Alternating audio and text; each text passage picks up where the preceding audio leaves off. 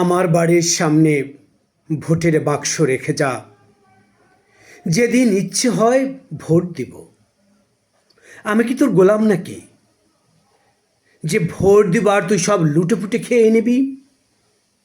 উন্নত হবি কবে রে বদমাস? কবে মানুষ ভয়ে পাবে না ভোট?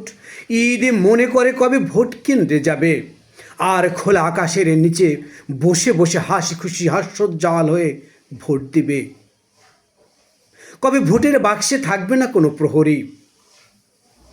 কবে ডাকাতগুলো সব তাবলিকের আমির হয়ে যাবে?